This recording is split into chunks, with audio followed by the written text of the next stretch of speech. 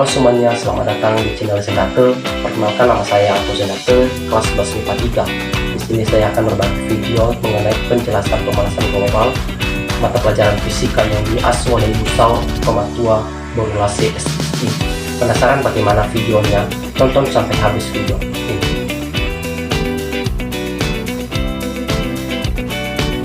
Efek rumah kaca adalah proses pemanasan permukaan bumi atau benda langit yang disebabkan oleh komposisi dan keadaan atmosfernya.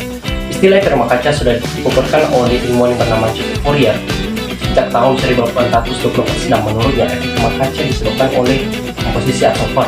Nah, menurut Gatot Hermanto dalam buku Bang Soal Geografi, efek rumah kaca adalah proses masuknya radiasi matahari dan terjebaknya radiasi dalam atmosfer akibat gas rumah kaca sehingga suhu permukaan bumi meningkat.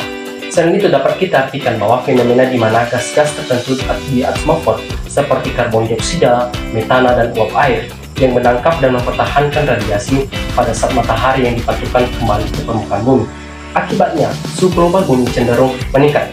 Efek rumah kaca ini merupakan penyebab utama perubahan iklim global yang sedang terjadi saat ini.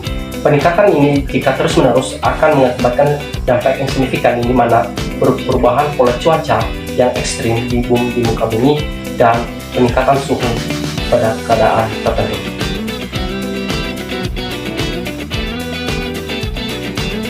Efek rumah kaca disebabkan oleh terciptanya radiasi matahari, diakibatkan karena gas tertentu yaitu karbon dioksida, gas metana, dan uap air yang dimana mereka mempertahankan radiasi matahari sehingga terjebaknya radiasi matahari sehingga pemantulannya tidak lagi sempurna. Seterusnya, efek rumah kaca ini disebabkan oleh beberapa faktor, terutama faktor perilaku manusia yang dimana semakin banyak kebutuhan manusia yang diperlukan, semakin banyak juga produksi yang dihasilkan oleh industri tekstil sehingga terjadi pencemaran dalam lingkungan. Kedua yaitu penumpukan sampah yang berlebihan, di mana penumpukan sampah yang berlebihan dapat mengakibatkan penumpukan sampah yang terus-menerus akan menumpuk sehingga terjadinya suatu gas tertentu yang dapat mengakibatkan efek rumah kaca. Ketiga yaitu penebangan hutan secara berlebihan, di mana kita tahu bahwasanya fungsi hutan sangat penting dalam kehidupan manusia, di mana hutan menghasilkan oksigen yang kaya akan oksigen dan menyerap karbon dioksida. Namun jika hutan ditebang secara berlebihan, maka keseimbangan dalam hutan tidak lagi terjamin, di mana diakibatkan karena hutan tidak lagi berfungsi untuk menyerap karbon dioksida sehingga oksigen yang dihasilkannya berkurang.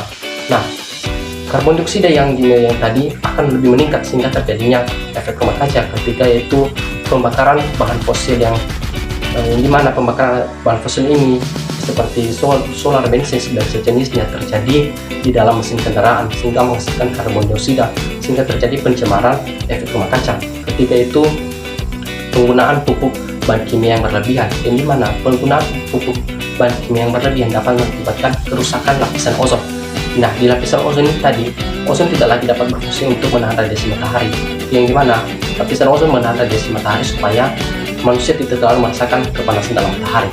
Jika ini terus-menerus dapat terjadi, maka banyak dampak yang akan kita rasakan saat ini, terutama pada keadaan pemanasan global untuk saat ini. Efek dampak rumah kaca dapat kita lihat dalam kehidupan sehari-hari, yaitu pertama, adanya perubahan temperatur bumi yang semakin tinggi sehingga menyebabkan perubahan iklim di berbagai daerah di dunia. Kedua itu kegagalan panen besar-besaran yang disebabkan oleh perubahan iklim yang drastis. Ketiga yaitu puncaknya bongkahan es sehingga mengakibatkan kadar air laut meningkat. Keempat yaitu risiko meningkatnya risiko kepunahan spesies makhluk hidup di dunia. Kelima yaitu menipisnya lapisan ozon di atmosfer. Upaya pencegahan efek rumah kaca dapat dilakukan dengan cara yang pertama, melakukan pengaturan terhadap penggunaan alat-alat listrik dan menghemat energi. Kedua yaitu pengaturan dan penghematan bahan bakar fosil sebagai bahan bakar dalam berkendaraan. Ketiga itu melakukan penanaman terhadap pohon atau reboisasi. Keempat yaitu pengolahan sampah dengan baik. Kelima itu menggunakan tenaga listrik sebagai alat transportasi. Global adalah peningkatan suhu rata-rata bumi yang diakibatkan oleh peningkatan konsentrasi gas rumah kaca di atmosfer Penyebabnya pemanasan global ini disebabkan oleh aktivitas manusia seperti konsumsi energi bahan bakar fosil, pengolahan limbah, kerusakan hutan, pertanian dan peternakan, industri, penggunaan bahan kimia, dan transportasi. Dampak pemanasan global ini dapat kita rasakan sendiri. Yang pertama yaitu perubahan iklim yang ekstrim, kedua peningkatan suhu global, ketiga kenaikan permukaan laut, keempat gangguan ekosistem dan kehidupan liar, kelima dampak kesehatan manusia, keenam dampak ekonomi, ketujuh dampak air bersih, kedelapan migrasi dan konflik. Itulah dampak dari pemanasan global yang kita rasakan saat ini. Upaya kita untuk menanggulangi atau menangani pemanasan global ini dapat kita lakukan dengan cara mengurangi emisi rumah kaca, kedua meningkatkan penyerapan karbon, ketiga mengurangi penggunaan bahan kimia berbahaya, keempat pengolahan limbah yang efektif, kelima kebijakan dan regulasi, keenam edukasi dan kesadaran publik, ketujuh kerjasama internasional. Nah, jika kita dapat melakukan upaya ini, maka kita dapat mengatasi pemanasan global yang terjadi saat ini. Demikian video ini, semoga penjelasan yang sudah saya sampaikan bermanfaat buat kita semua. Sampai jumpa di video selanjutnya.